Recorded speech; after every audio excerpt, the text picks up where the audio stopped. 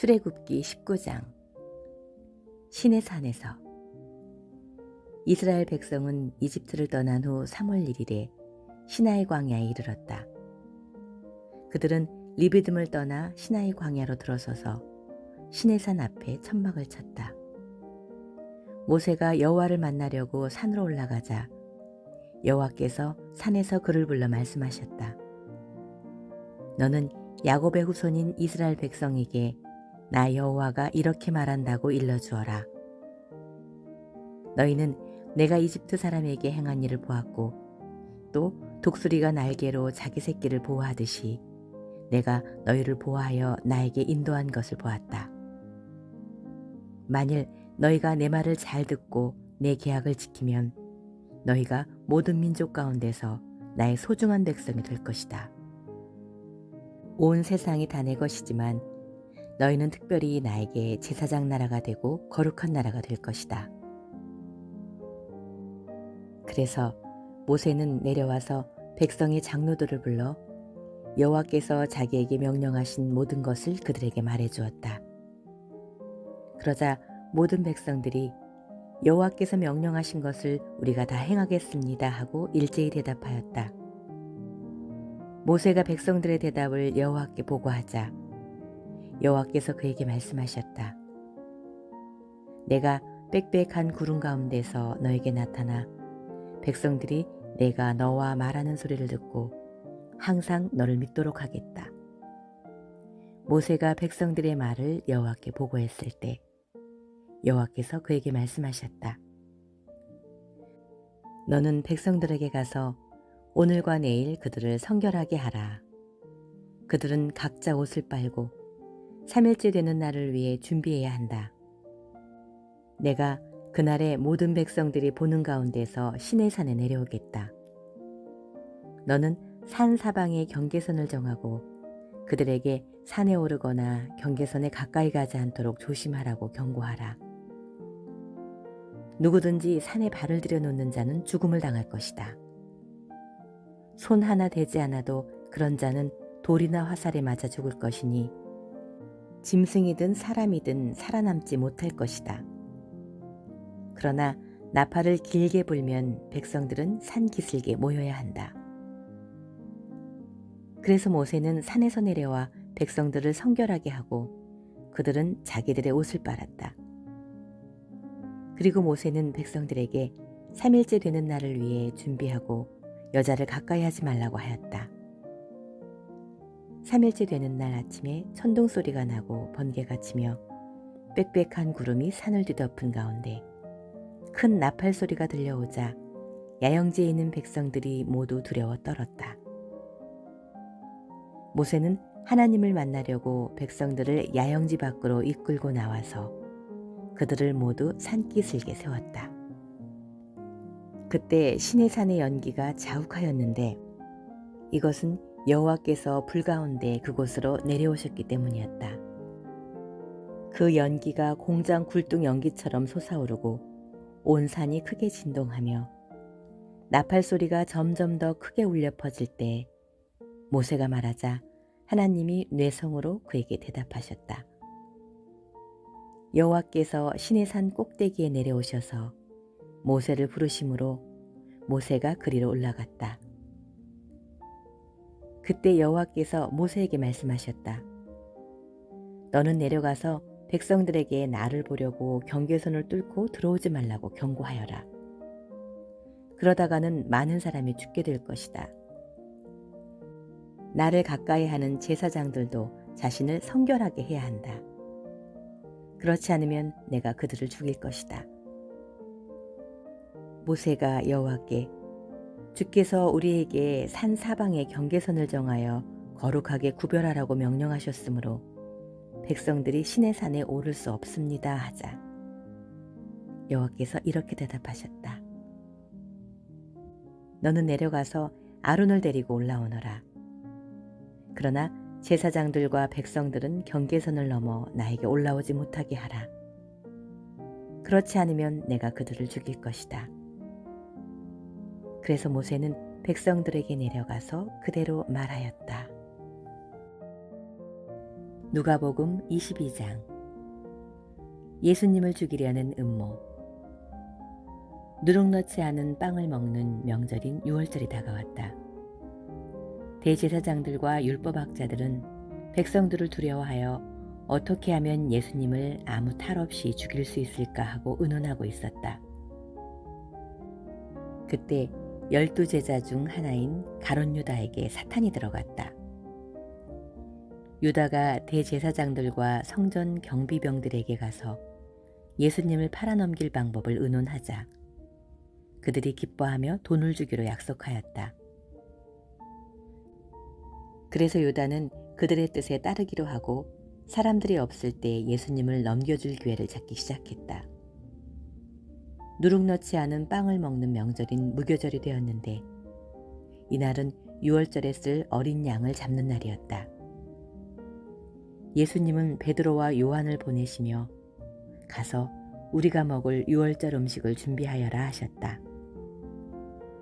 그들이 어디다 마련할까요? 하고 묻자 예수님은 이렇게 말씀하셨다.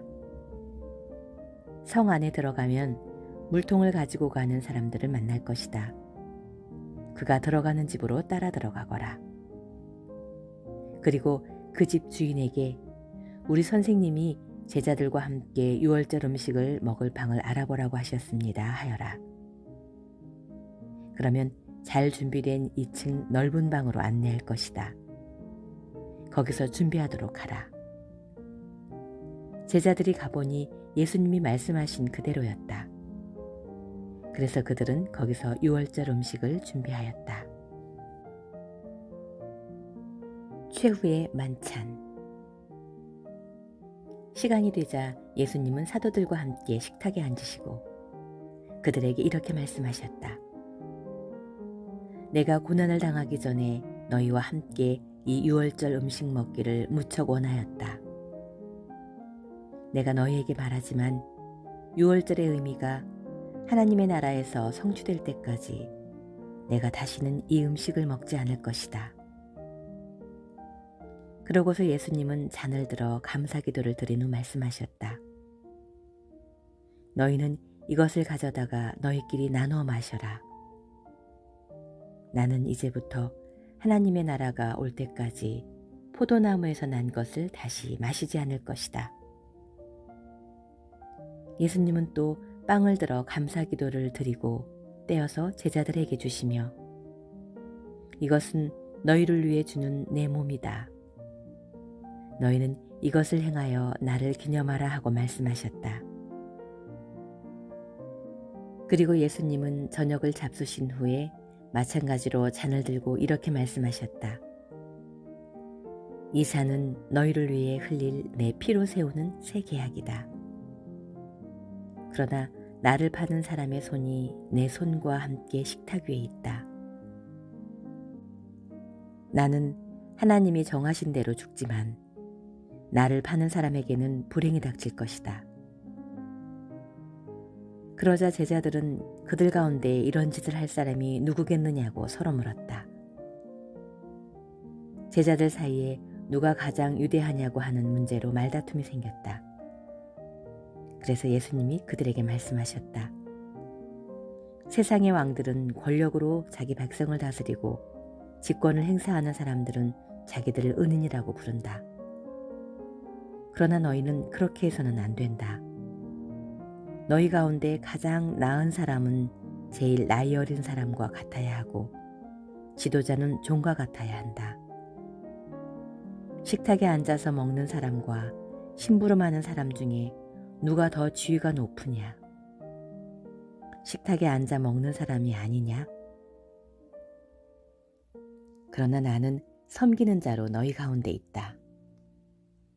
너희가 항상 나와 같이 있으면서 내가 당한 시험을 함께 받았으므로 내 아버지께서 내게 나라를 주신 것처럼 나도 너희에게 나라를 주어 너희가 내 나라에서 내 식탁에 앉아 먹고 마시며 보좌에 앉아 이스라엘의 12지파를 다스리게 하겠다. 시몬아, 시몬아, 사탄이 너희를 밀가부르듯 하겠다고 요구하였다. 그러나 내 믿음이 완전히 사라지지 않도록 내가 너를 위해 기도하겠다. 너는 뉘우치고 돌아온 후에 내 형제들을 굳세게 하여라. 그때 베드로가 주님, 나는 주님과 함께 감옥에도 사형장에도 갈 준비가 되어 있습니다 하자 예수님은 베드로야, 내가 분명히 너에게 말하지만 오늘 밤 닭 울기 전에 내가 3번이나 나를 모른다고 말할 것이다 하고 말씀하셨다. 그러고 나서 예수님이 제자들에게 내가 너희를 지갑이나 가방이나 신도 없이 보냈을 때 부족한 것이 있었느냐? 하고 물으시자 제자들은 없었습니다 하고 대답하였다. 그래서 예수님은 다시 말씀하셨다. 그러나 이제는 지갑이나 가방이 있는 사람은 가지고 다니고 칼이 없는 사람은 겉옷을 팔아서 칼을 사라. 내가 너희에게 말하지만 그가 범죄자처럼 되었다라고 기록된 말이 내게 이루어져야 한다. 사실 내게 관한 일은 이루어져 가고 있다. 그때 제자들이 주님, 여기 칼 2자루가 있습니다 하자 예수님은 그것이면 충분하다 하고 말씀하셨다. 예수님이 체포되심. 예수님이 습관대로 감람산에 가시자 제자들도 따라갔다. 예수님은 그곳에 도착하셔서 제자들에게 시험에 들지 않게 기도하라 하시고 그들을 떠나 돌을 던지면 닿을 정도 떨어진 곳으로 가서 무릎을 꿇고 이렇게 기도하셨다. 아버지, 아버지께서 원하신다면 이 고난의 잔을 내게서 거두어 주십시오. 그러나 내 뜻대로 마시고 아버지의 뜻대로 하십시오. 그러자 한 천사가 하늘에서 나타나 예수님께 힘을 북돋아 주었다. 예수님이 괴로워 몸부림치시며 더욱 간절히 기도하시자 땀이 핏방울같이 되어 땅에 떨어졌다. 예수님은 기도하시던 자리에서 일어나 제자들에게 돌아가 그들이 슬픔에 지쳐 잠든 것을 보시고 왜 잠만 자느냐? 시험에 들지 않도록 일어나 기도하여라 하고 말씀하셨다. 예수님의 말씀이 미처 끝나기도 전에 한때의 군중이 12제자 중 하나인 유다를 앞세우고 나타났다. 유다가 예수님께 가까이 와서 입을 맞추려고 하였으나 예수님은 그에게 유다야, 내가 입맞춤으로 나를 파느냐 하고 말씀하셨다. 함께 있던 제자들은 되어가는 일을 보고 예수님께 주님, 칼로 쳐버릴까요? 하고 물었다. 그러고는 그들 중 한 사람이 대제사장의 종의 오른쪽 귀를 쳐서 잘라버렸다. 그러자 예수님은 그만두어라. 이만하면 됐다 하시고 그 사람의 귀를 만져 고쳐주셨다. 그리고 예수님은 자기를 잡으러 온 대제사장들과 성전 경비병들과 장로들에게 말씀하셨다. 내가 마치 강도라도 되는 것처럼 너희가 칼과 몽둥이를 들고 나왔느냐?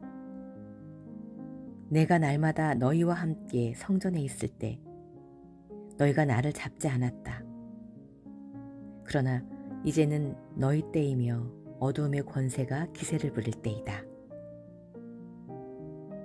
베드로가 주님을 부인함. 그들이 예수님을 잡아 대제사장의 집으로 끌고 들어가자 베드로도 멀찍이 뒤따라갔다. 사람들이 뜰 한가운데서 불을 피우고 둘러앉아 있을 때 베드로는 그들 틈에 끼어앉았다. 그때 여종 하나가 앉아서 불을 쬐고 있는 베드로를 유심히 보더니 이 사람도 그와 한패예요 하였다. 그러나 베드로는 이 여자야, 나는 그를 모른다 하고 딱 잡아떼었다. 조금 후에 또 어떤 사람이 베드로를 보고 당신도 그들과 한패지요 하자 베드로는 이 사람아, 나는 아니야 하고 말하였다. 1시간쯤 지난 뒤에 또 다른 사람이 이 사람이 갈릴리 사람인 걸 보니 틀림없이 그들과 한패요 하자. 베드로는 여보시오, 나는 당신이 무슨 말을 하는지 도무지 모르겠소 하고 대답하였다.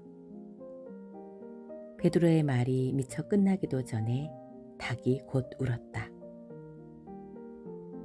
주님께서 몸을 돌이켜 베드로를 보시자 그는 오늘 밤 닭 울기 전에 내가 3번이나 나를 모른다고 말할 것이다 라고 하신 주님의 말씀이 생각나서 밖으로 나가 한없이 울었다. 예수님을 지키던 사람들은 그분을 조롱하고 때리며 눈을 가리고 너를 때리는 사람이 누구냐 알아맞혀 보아라 하면서 예수님께 갖은 모욕을 다하였다. 날이 밝자 대제사장들과 율법학자들과 장로들이 의회를 열어 예수님을 의원들 앞에 세우고 내가 그리스도라면 우리에게 말하라 하였다. 그래서 예수님은 이렇게 말씀하셨다.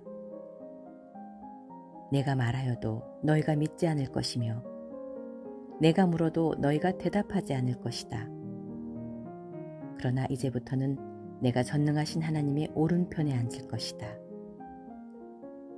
그렇다면 내가 하나님의 아들이냐?